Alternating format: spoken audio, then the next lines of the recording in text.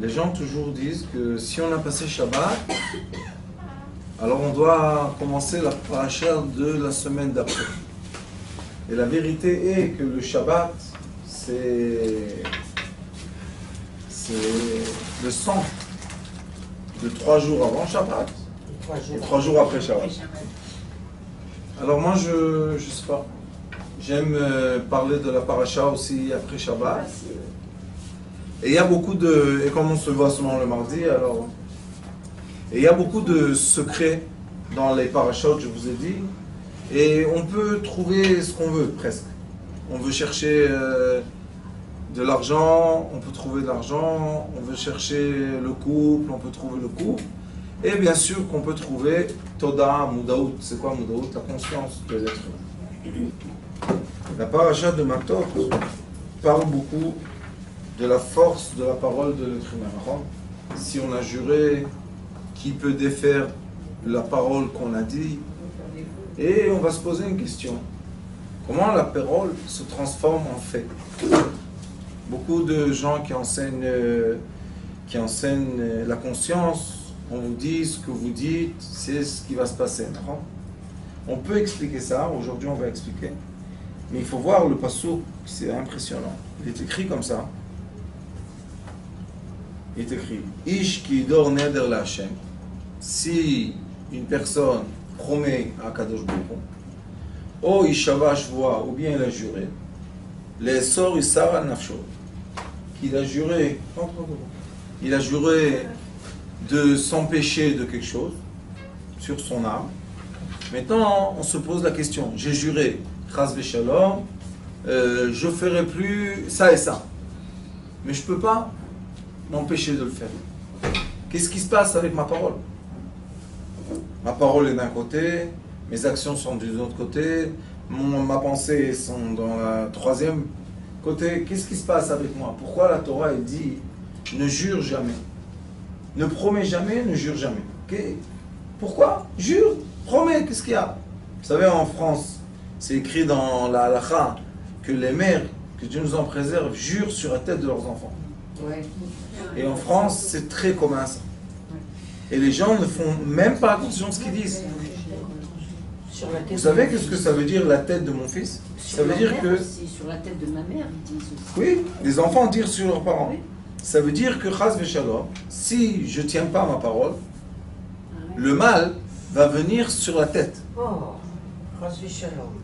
C'est ce que les gens disent. Vous savez, dans la halakha, je vous parle il y a 500 ans déjà, ils disent Ebnet Tzorfat, ceux de France, jurent sur la tête de leurs enfants.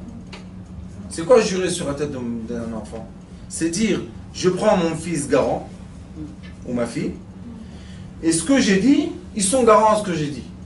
Mais est-ce qu'une personne peut vraiment jurer quelque chose? Est-ce qu'on sait quel est l'avenir? Est-ce qu'on sait qu'est-ce qui va se passer dans 2 secondes? Même si quelqu'un vient, je lui dis, tu sais, si tu viens à telle heure, je te donne 1000 shekels. Et tu as 1000 shekels pour lui.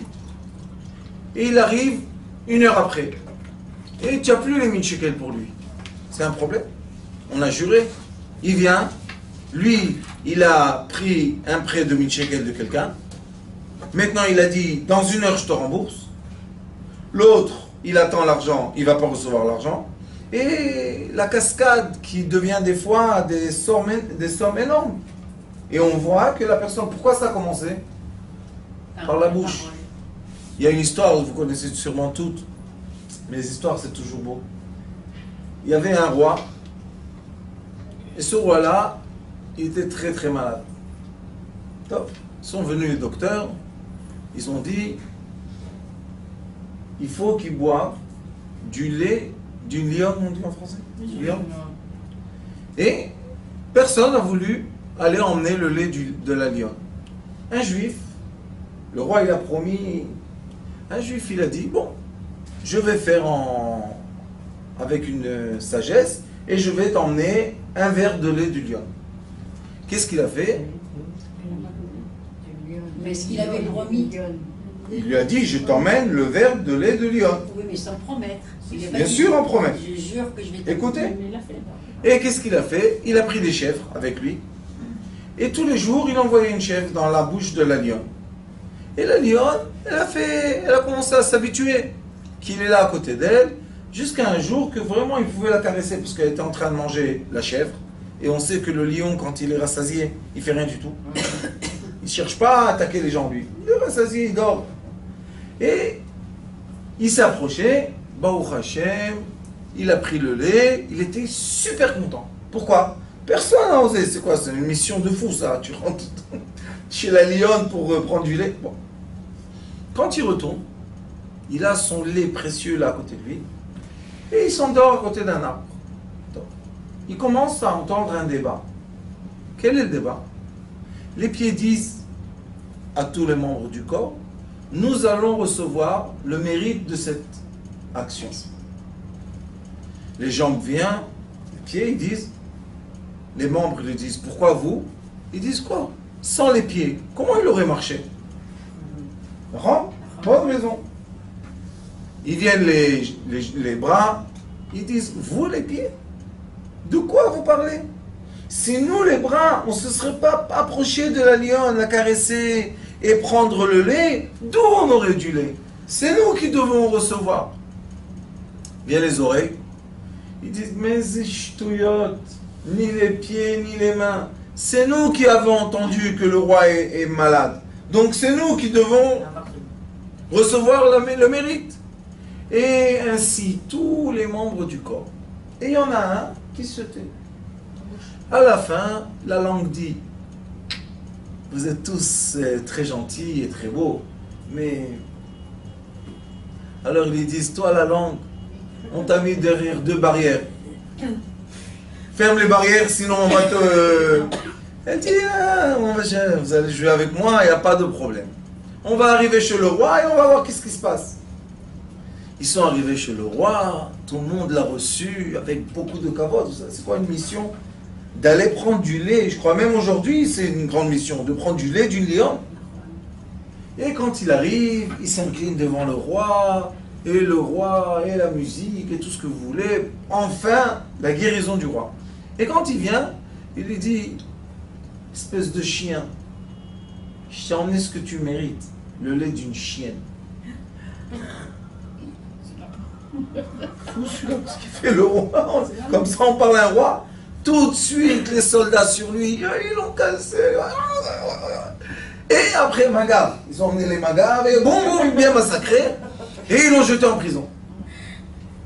Tous les membres du corps, ils pleurent. Qu'est-ce que tu nous as fait? La langue, on t'a dit, reste dans ton truc, qu'est-ce que tu nous as fait? Elle leur a dit, allô? Qui est cassé? Moi, je suis pas cassé, je suis une petite langue là, comme ça.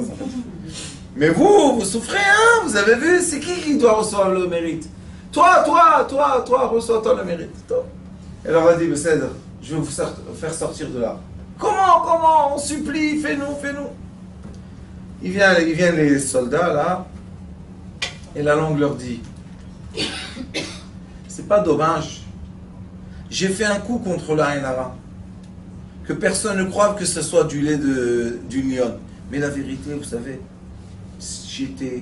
il leur explique comment il en fait sortir le lait.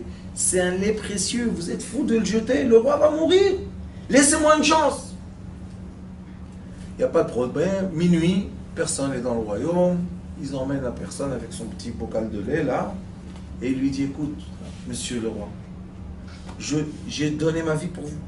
J'aurais pu être dévoré par ce lion. Pardonnez-moi, je ne voulais pas qu'il y ait un ara. Vous comprenez? Si tout le monde aurait vu le lait, il vous aurait pris d'Ainara, c'est pas plus dangereux que la maladie. Et comme le phoning, la Forex, histoire de fou à pas commencer, à pas finir. Le roi a dit, emmenez les docteurs. Les docteurs sont rentrés, il leur a dit, voilà, on a, on a le mérite de vous offrir votre guérison qui est le lait d'une lionne. Et vraiment le roi a bu quelquefois et a guéri, et ce personnage a reçu les grands cadeaux du roi. Et on voit de cette histoire, Shlomo HaMelech il nous dit, Chaim v'mavet biyad halashon. La vie et la mort est dans ta bouche. dans ta langue. Et on va se poser une question. Pourquoi la langue, la bouche, vraiment crée une réalité? C'est une très belle question. On a, Baruch Hashem, à l'école, des études très profondes. C'est pas nous, c'est le mérite des élèves, la vérité. Moi, je suis rien qu'un haut-parleur. On appuie, la chambre commence à travailler. On me dit c'est fini, hop, j'ai appuyé, ça arrête de travailler. Il est écrit ici, dans la paracha, regardez.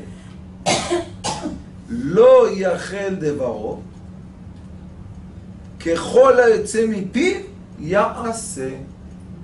Tout ce qui sort de la bouche, secret, devient concret. Une personne, que Dieu nous en préserve, fait sortir de sa bouche une malédiction. Elle ne la voit pas maintenant, mais ça y est, elle s'est créée. Où elle s'est créée? Je ne la vois pas. Attends. On marche dans le chemin de la vie, on a complètement oublié de cette histoire, on a continué, comme on dit, on a tourné la page, mais il y a une tâche. Et la tâche, elle influence les autres pages. Et tout d'un coup, une personne dit, qu'est-ce qui s'est passé? Pourquoi ma vie est partie en vinaigrette? Qu'est-ce qui s'est passé? Qu'est-ce que j'ai fait de mal? Maintenant, tu n'as rien fait de mal. Mais dans le temps, tu as parlé. C'est pour ça qu'on fait, il y en a qui font tous les Erev Shabbat. Il y en a qui font tous les Erev Rosh Chodesh. Il y en a qui font une fois par an obligatoire quoi? Atarat Nedarim ou Shvuot. Vous savez qu'est-ce qu'ils disent le Chazan, Rosh Hashanah? Le commencement de la prière de Rosh Hashanah, qui prend 2 jours de travail, c'est la bouche, non, Akadosh Baruch Hu. Non, efface tout. Mais Akadosh Baruch Hu a dit dans le Torah, regardez ce qui est écrit. Kechol ha'yotze mipiv, tout ce qui sort de la bouche, ya assez. Ça va être réalisé. Maintenant, on se pose la question. Vous savez, on aime la recherche du savoir. Et on se dit, comment c'est possible? C'est quoi la parole? C'est de la vapeur. Non, de la vapeur. Ou de l'air chaud, ou de l'air froid qui sort. Le souffle. Dans les halachot de Tkiyat Shofar, c'est pas les halachot, c'est les kavanot du shofar de Rosh Hashanah. Dit le Hari HaKadosh que quand une personne souffle le shofar, qu'est-ce qui se passe vraiment? D'où vient ce souffle? Alors, cette personne fait sortir un certain souffle, et ce souffle-là rentre dans le shofar, et devient un son. Le son qu'on entend du shofar. Pose une question, les sages, le Hari HaKadosh pose une question, d'où vient ton souffle? D'où vient cet air qui rentre dans le corps du monsieur qui va souffler le shofar? Et après, elle va sortir du shofar, et qu'est-ce qu'elle va faire de l'air? Elle va rentrer dans les oreilles des gens qu'ils entendent, ou bien dans la respiration qu'on avale. Qu'est-ce qu'on respire? On respire des ondes du son, les ondes des couleurs, les ondes électromagnétiques, les ondes des iPhones, les ondes de plein d'ondes, on respire dans notre corps. Et qu'est-ce qu'ils font les ondes quand ils rentrent dans notre corps? Ils vibrent. Et quand ces ondes-là vibrent, qu'est-ce qu'elles font dans le corps? Elles créent une réalité. Exemple. Si une personne maintenant mange quelque chose qui est très très piquant, qu'est-ce qu'on va voir sur son visage? Très rouge. On va se poser une question. Qu'est-ce que la différence entre un concombre piquant, pas un concombre, un piment, un piment on dit, piment piquant, et un piment normal? Ça existe. Comment on dit? Poivron. Alors on a un piment qui est piquant et on a un poivron rouge. Quelle est la différence entre eux? Le goût, mais c'est pas le même non plus d'aspect. Quelle est la différence, vous savez? La vibration qui se dégage de quoi? De ce légume qui a été créé pour dégager de certaines vibrations. Par exemple, il y a des femmes qu'elles sont allergiques au piquant, et quand juste elles touchent, toutes leurs mains enflammées. Qu'est-ce qu'il y a? Pourquoi la main enflammée, hein? Parce qu'il y a des vibrations. La preuve que le poivron rouge est très doux. Le poivron jaune, moitié-moitié. Le poivron vert, ça commence à être plus piquant, plus fort. Dans la shakshuka japonaise, qu'est-ce qu'on met dedans? On met du rouge et du vert un peu. Ça donne un petit goût comme ça, sympathique. Et après, on met un peu de piment qui est piquant. Mais quand on a mangé le piment, qu'est-ce qu'on a fait? On a rentré dans notre corps un élément organique. On l'a défait avec nos dents, la salive de la bouche, et il est rentré dans l'estomac. Qu'est-ce qu'il fait là-bas, vous savez? L'estomac cuit le manger. Et quand il se cuit le manger, vous savez qu'est-ce qui se passe? Il s'ouvre, il se défait. Et on a une vibration lumière qui a été captée par le soleil dans le processus de la photosynthèse. Les légumes, les fruits captent des rayons de soleil, ils les gardent en capsulation, et quand on mange, ça se dégage. Le fruit, la capsulation s'ouvre, la lumière qui génère notre corps sort, se dégage, et les déchets s'en vont. Donc, on peut faire le parallèle entre ce qu'on mange et ce qui se passe dans notre corps, et ce qu'on respire et ce qui se passe dans notre corps. Exemple, on donne à quelqu'un respirer de l'air qu'il y a dedans comment il s'appelle le noir là. Le truc girafe. Non, Poivre. du poivre. Mais il éternue. Qu'est-ce qu'elle fait à personne? Il éternue. À part ça, Et tous. ça le brûle. Oui, ça pique. Ça pique, ça brûle. Je suis loin de toi à 20 cm, je t'ai pas touché, laisse-moi tranquille, je fais ce que je veux. Oui, mais tu as enlevé ou du poivron, du poivre, ou bien il y a l'autre, comment il s'appelle, le jaune, la moutarde. C'est quoi? C'est de l'air qui sort avec une certaine vibration, qui pénètre notre système respiratoire et qui fait une réaction physique dans notre corps. Si on sait et on comprend que respirer de l'air ou manger du manger fait une réaction sur notre corps physique, et notre corps physique est quoi? Est seulement le reflet d'un corps astral qui est le reflet d'un corps plus astral qui est le reflet d'un corps plus astral. Ça veut dire que si l'air qui m'a pénétré a fait un effet sur mon corps physique, ça veut dire que la même air fait un effet sur le corps astral, puisqu'on est en miroir, oui. Ça, c'est dans la paracha de Avraham Avinu. Il est écrit Be'alone Mamre. Mazé Mamre Amara. C'est les miroirs, c'est le jeu des miroirs. Il a vu l'arbre à l'envers. Avraham Avinu a regardé le monde, il n'était plus dans la même dimension. Il regardait les choses d'une autre façon. Parce qu'après qu'il a fait la brite, Akadosh Baruch Hu se dévoile à lui dans une autre dimension de dévoilement. La même chose, le son.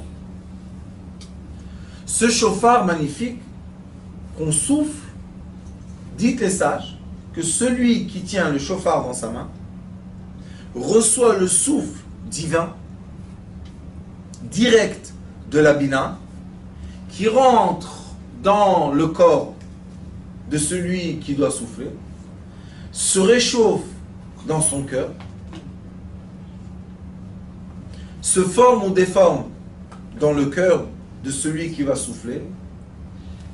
Les poumons font de l'air pour refroidir, et cet air-là, ça s'appelle Hevel.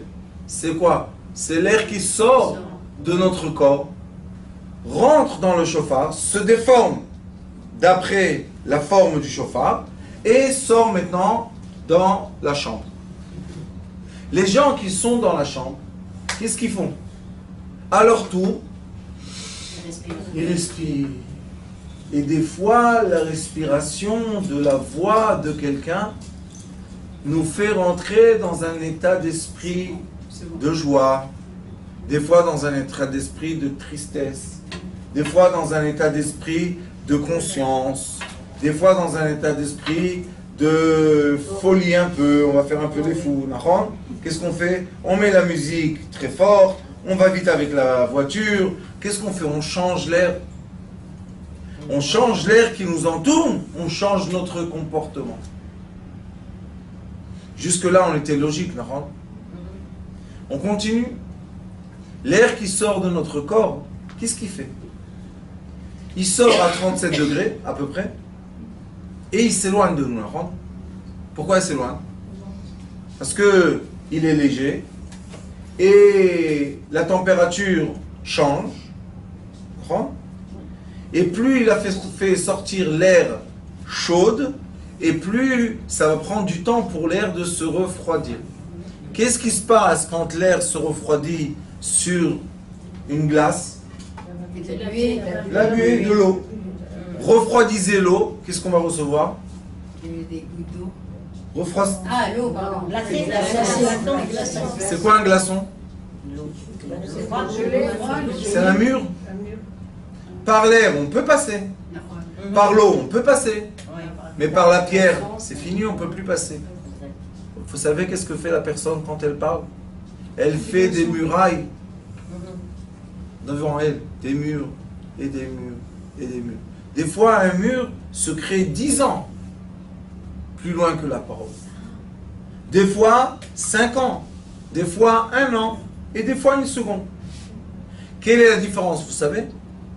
Plus l'air est chaud, brûlant, j'ai parlé quand j'étais énervé, j'ai parlé quand j'étais contrarié, j'ai parlé quand je tapais des pieds, et j'ai fait sortir des cris.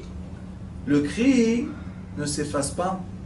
Il va dans le futur, et il va créer des réalités. Et après, c'est quoi tout ce qu'on doit surmonter dans notre vie? Les gens disent, Akadosh Baruch Hu, pourquoi tu me fais comme ça? Akadosh Baruch Hu, c'est l'origine de la lumière blanche. Est-ce qu'il fait du mal, lui? Il dit à Akadosh Baruch Hu, mon fils, je t'ai fait rentrer de l'air pur de respiration. Qu'est-ce que tu as fait avec cette respiration? Tu l'as transformée en quoi? Maudire, jurer, s'empêcher, dire du mal des autres, lachon hara, aïn hara. Pourquoi tu as fait ça?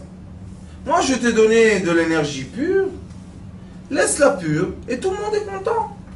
Tu veux la déformer, shalom aleichem. Tu veux la déformer, chas v'shalom, tu vas recevoir les murailles. Après, les gens, ils disent, combien d'échecs j'ai dans ma vie? Dis-lui, combien tu as fait attention à ta parole? Sur la tête de mon fils. Les gens, ils sont fous, quoi.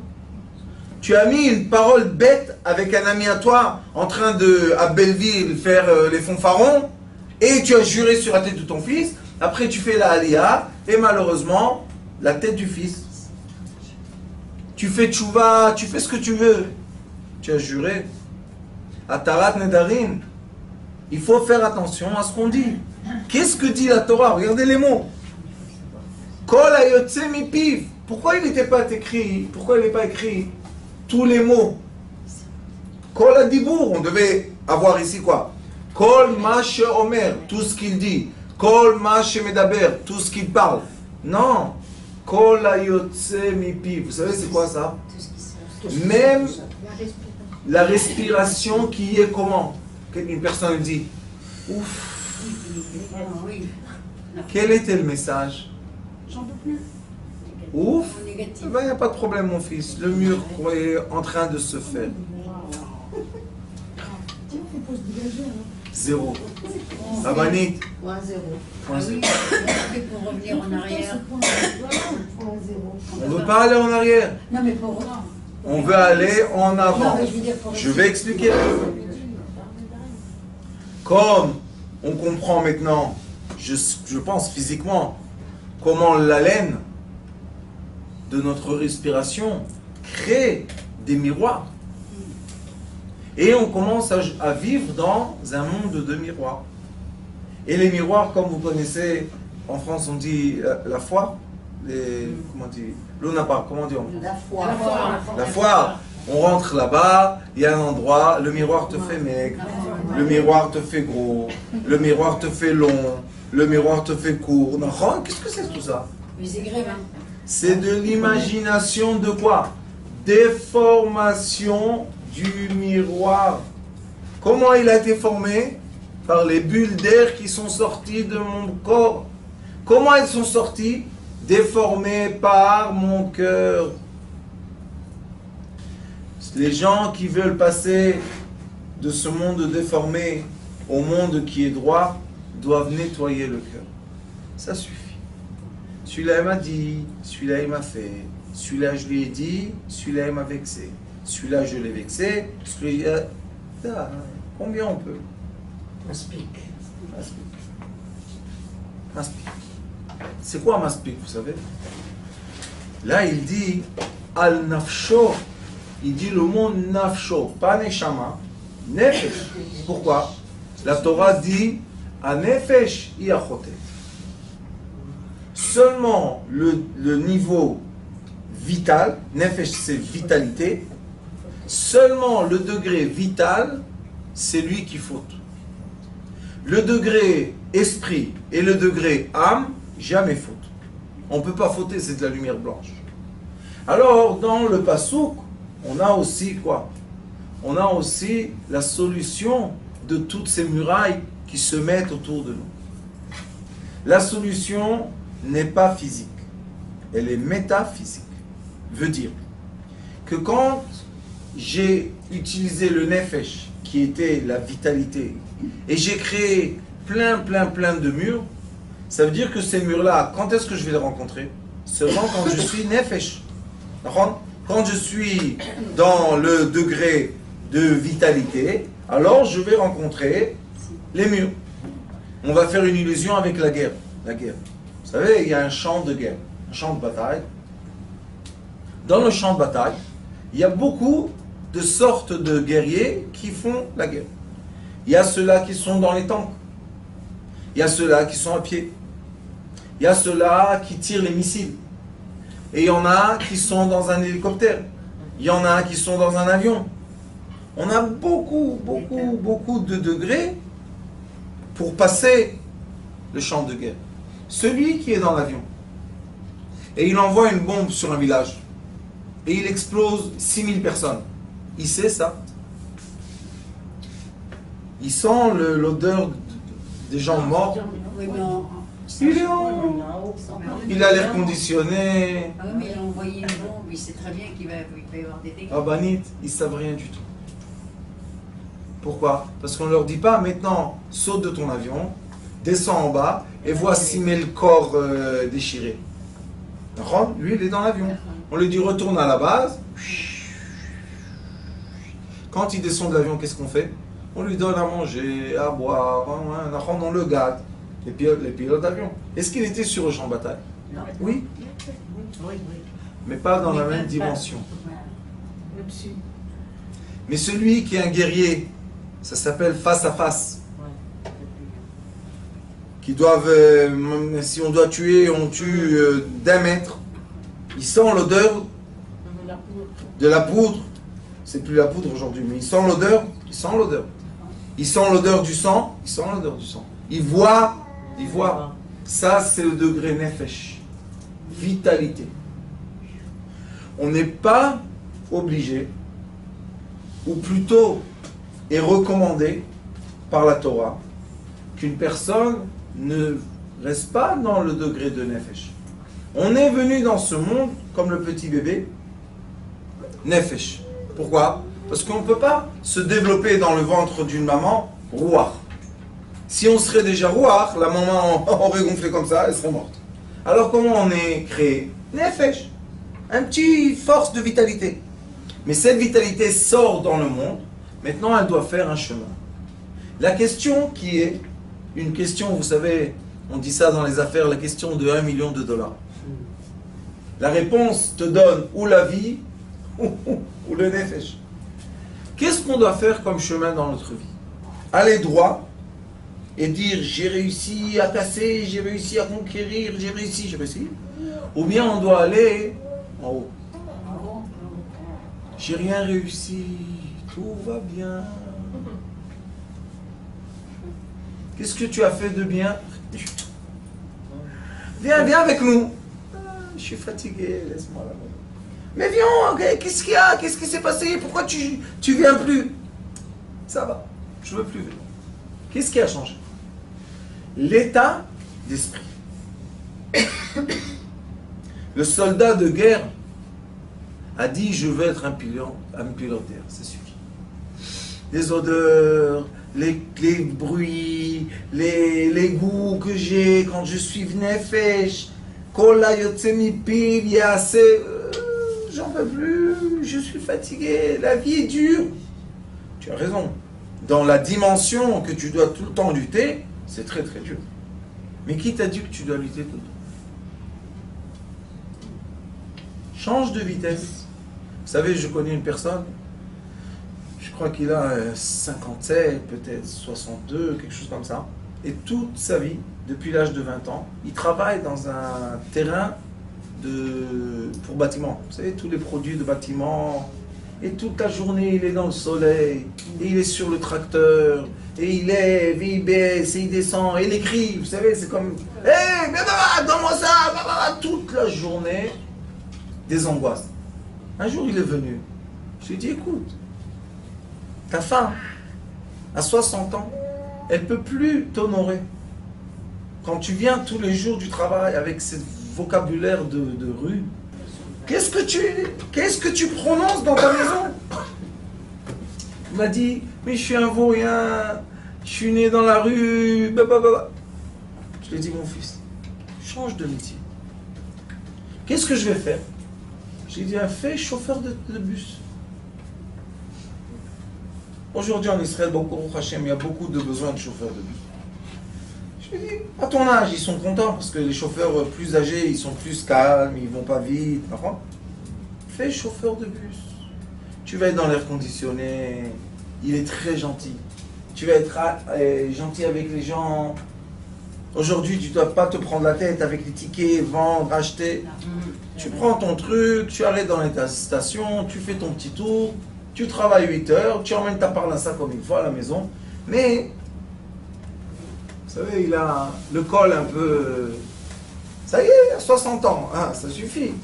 Combien on va être dans la saleté et dans les trucs.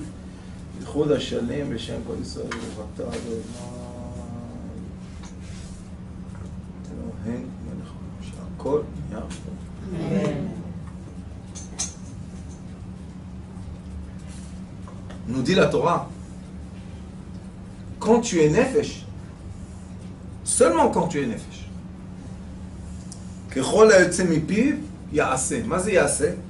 Ya'aseh, c'est l'action. Asiya. Ça veut dire qu'on est dans quel monde? Asiya. Dans le monde de l'action, toute vapeur se transforme en matériel. Mais dans le monde de l'esprit ou dans le monde de l'âme qui s'appelle Ruach ou Neshama, là-bas, toute parole se transforme en lumière. Ce n'est plus du matériel, c'est de la lumière.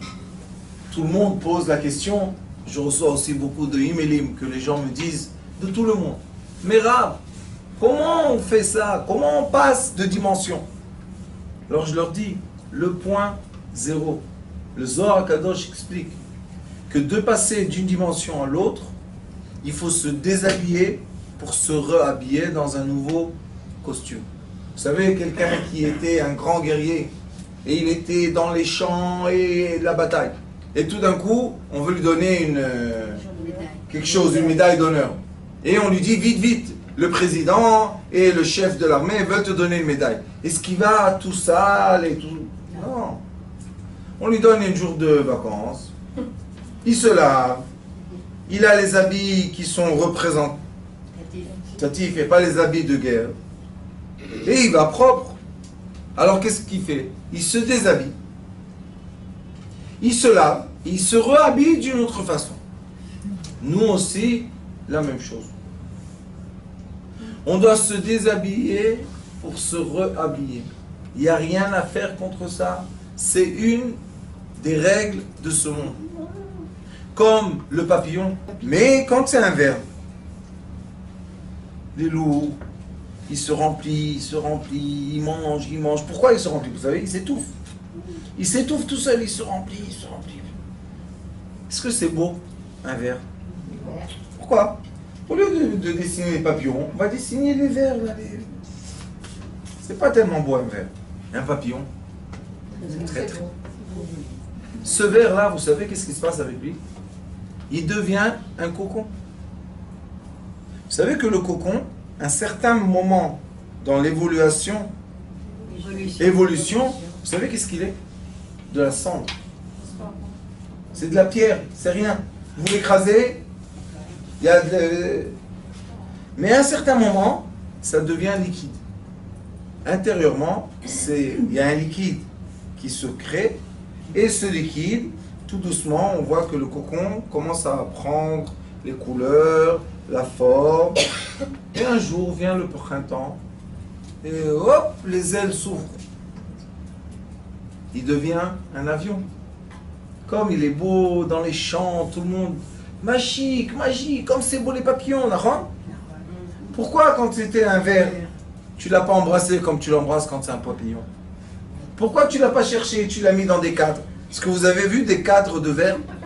Il n'y a pas des cadres de verre. Il y a des cadres de papillons, d'accord? Il est écrit Tola Yaakov.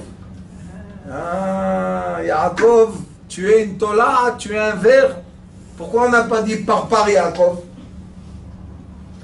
Israël, c'est quoi? C'est elle. Il est devenu le Sar, c'est le président, pas président. Non, le ministre. Ministre de quoi? Céleste. Ça, c'est le papillon. Mais au début, qu'est-ce qu'il était? Tola Atia Akov. C'était un ver. Manger. Qu'est-ce qu'il voulait, Yaakov? Il a voulu du matériel. Et quand il est venu voir son frère Esav, qu'est-ce qu'il a rencontré? Vous savez? Les paroles qu'il avait dit quand il était jeune, 22 ans après, qui a peur de qui? Esav de Yaakov ou Yaakov de Esav? Yaakov de Esav. Mais si on lit bien comme il faut la paracha, vous savez qu'est-ce qui est écrit? Que les anges de Yaakov lui disent, voilà ton frère, avec 400 soldats, ils sont partis faire la chasse. Il ne savait même pas que son frère allait revenir. Pourquoi Yaakov a eu peur?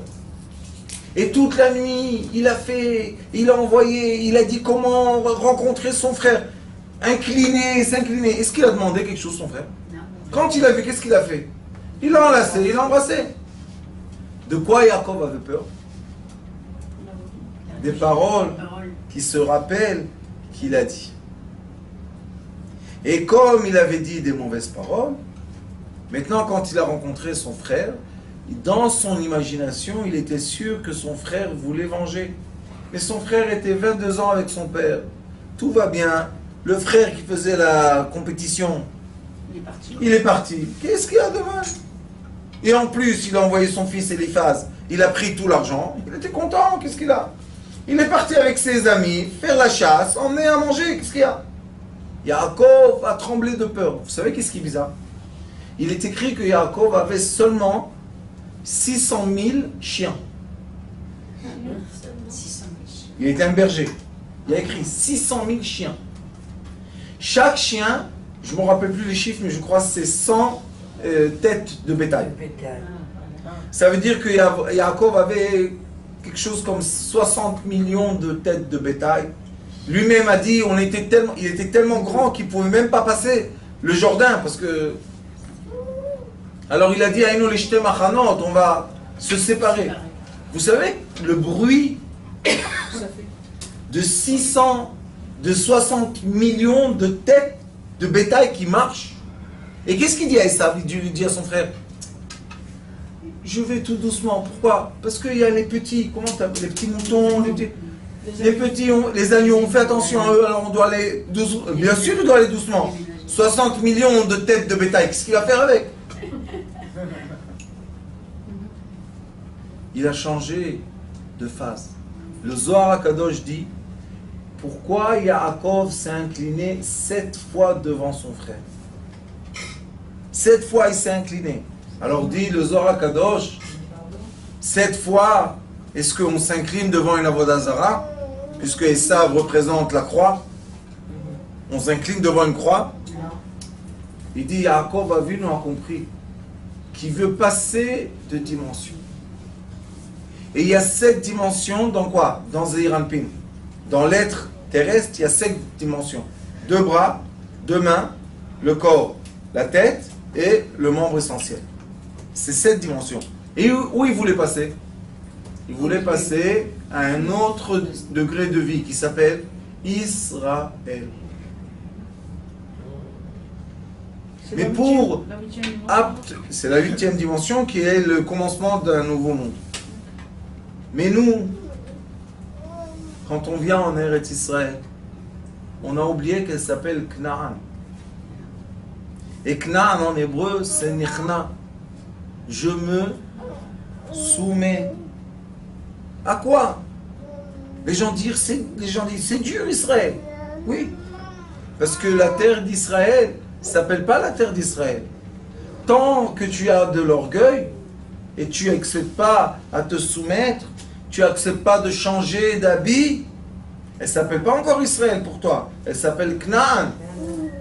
C'est la terre de quoi? Ici, on doit s'incliner. En Chutz Laaretz, on n'a pas besoin de s'incliner. Tu peux être le roi du monde, tu fais ce que tu veux. Mais dès que tu as mis les pieds sur la terre d'Israël, est-ce que tu es plus riche que Yaakov Avinu quand il est revenu de la vanne? Non. Et même Yaakov Avinu, quand il est venu, qu'est-ce qu'il a fait? Il s'est incliné. Pourquoi? Parce que ici, c'est la terre qui s'appelle la porte céleste entre les dimensions. Et il est écrit qu'à Jérusalem, il y a une porte, au côté de la Maravi, et à Hebron. À Hebron. Si on aurait pu faire encore une fois un tour là-bas à Hebron. J'étais il n'y a pas longtemps, les gens ont peur d'aller à Hebron. Il n'y a personne, au contraire, tout est fermé. Ils vont faire le 15 août, ils vont faire 15 août, il y a Ils vont faire, comment ça s'appelle? Yom Hebron. Si Dieu nous donne la vie, peut-être on va aller là-bas aussi. le 15 août. 15 août, Yom Hebron. Hebron, c'est la porte. C'est la porte de quoi? Si on va là-bas, on meurt. Non. Comme il y a l'air du Gan Eden.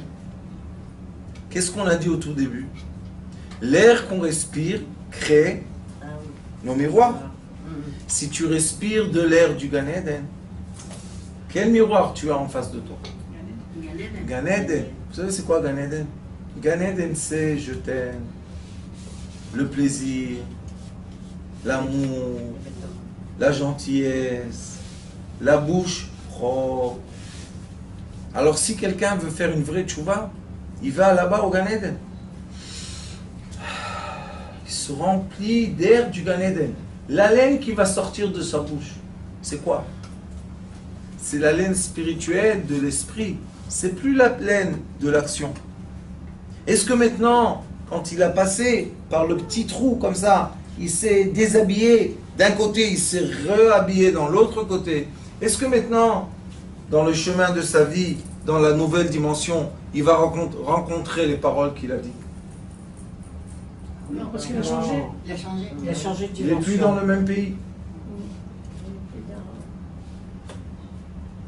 J'ai dit une fois à mon rab, je lui ai dit, tu sais, les gens dans la vie, des fois ils ont de l'argent, des fois ils perdent de l'argent, ils ont encore une fois de l'argent. Alors je lui ai dit, il y a une halakha qui renforce, qui donne de la force. Il m'a dit, quelle halakha? Je lui ai dit, il y a Ilchot Tzniut. Tzniut. Si Akadosh Baruch Hu a écrit cette halakha, lui aussi il doit la garder. Il est écrit, nous, tout ce qu'on garde les mitzvot, lui aussi il doit garder les mitzvot. C'est des lois entre nous et lui. Les deux côtés doivent garder les lois. C'est comme un juge et quelqu'un qui a condamné. Si le juge ne garde pas les lois, comment il peut juger le condamné? Alors je lui ai dit, dans les L'chot Tzniut, il est écrit qu'on est obligé d'être habillé le minimum. Mais habillé, on est obligé. Et il y a écrit que le pauvre, il est déshabillé, le pauvre. Je lui ai dit, mais à quel point déshabillé? On n'est jamais déshabillé jusqu'au bout. Toujours, on a un peu, on a. Un petit habit, chaussures, on a quelque chose, on a. Je lui ai dit, ça veut dire quoi? Ça veut dire qu'Akadosh Baruch Hu, c'est vrai qu'il te déshabille. L'habit que tu as maintenant n'est pas bon pour toi. Mais tu ne comprends pas que toi tout seul, tu dois l'enlever et le jeter. Tu ne comprends pas. Alors il te déshabille. Mais s'il t'a déshabillé, il est obligé de te rhabiller. Alors des fois, c'est très gentil de sa part, parce que nous, on n'arrive pas à se sauver tout seul de la situation dans on est. Il nous déshabille. Mais il faut savoir, attends un peu, il va te rehabiller. Et ça, c'est ce qui est écrit ici. Tout ce que tu vas dire quand tu es nefesh va se créer. Mais seulement quand tu es nefesh. Nefesh, c'est vitalité maintenant. Il y a nefesh, ruach, neshama. En hébreu, il n'y a pas seulement l'âme. Il y a la vitalité, il y a l'esprit, il y a l'âme. Après, il y a chaya, après, il y a yichida. Il y a beaucoup de degrés spirituels qui ont beaucoup de noms différents. Et chaque fois que la Torah utilise un certain nom, c'est pour nous dire que maintenant on est à un certain degré spirituel. Alors on voit qu'ici la Torah dit Al nafshor lo yachel devaro kechol ha'yotze mipiv ya'aseh. Alors on voit que nefesh et asiya c'est le même degré. Il y a beaucoup de remazim comme ça dans la Torah qui disent où on est. Et quand on veut monter, qu'est-ce qu'on dit? Teilim, lev tahor berali elokim. Dieu m'a créé un cœur pur. Et qu'est-ce qui est contenu? Veruach nachon chadesh bekirbi. L'air, le vrai air, renouvelle dans mon corps. Quel est le rapport mon cœur pur et l'air?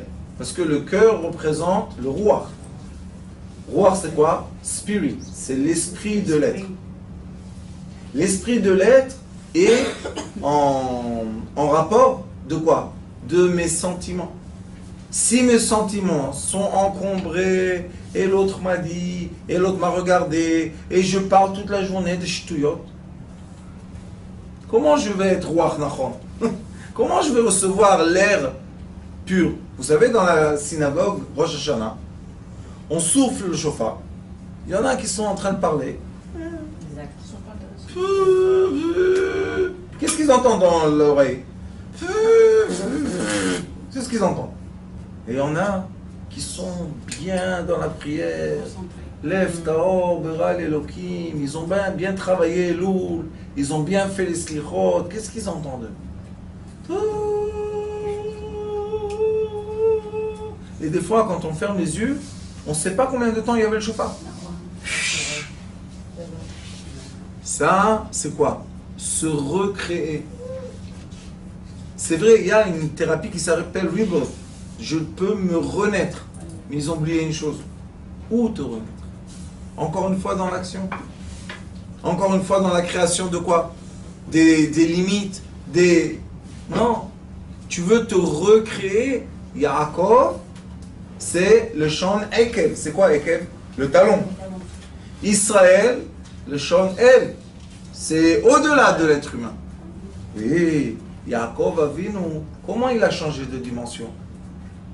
Il s'est incliné, Nichna, Eretz Knan, il s'est incliné. Devant son frère, il est devenu zéro. Bah. Vous savez qu'est-ce qu'il était écrit après? Quand Yaakov enterre son père, Ishmaël lui dit Venatatali et Ar Seir. Donne-moi une montagne, et c'est tout. Et toute la terre d'Israël. Il dit c'est à toi, mon frère. Combien d'efforts il a fait au début quand il était nefesh? Il lui a volé d'être l'aîné. Après, il lui a volé les brachot de son père. Et après, il a volé le cœur de son beau-père. Tout le temps. Et qu'est-ce qu'il a reçu? Celui-là, il a couru après lui, il voulait le tuer. Son frère. Après, Lavan a couru après lui, il voulait le tuer, son beau-père. Et après, il est venu à Eretz Knaan. Je ne veux plus rien.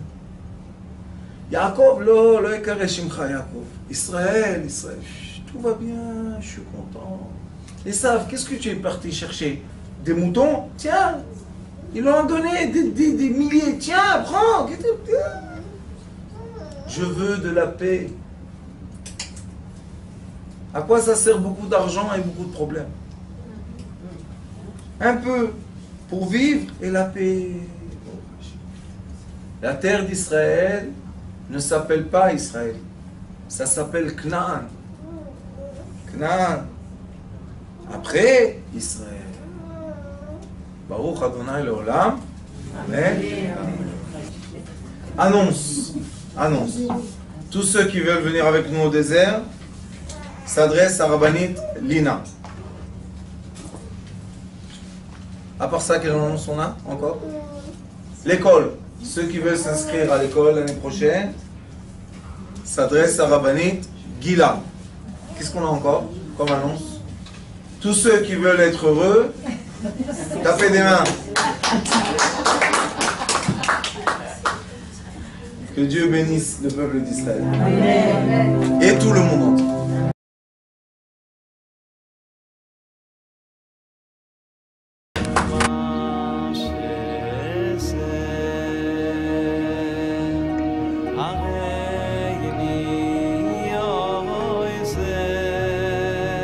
הוא היה אומר לי, בבית שלי יש מלאכים, לא רוצה לצאת מהבית.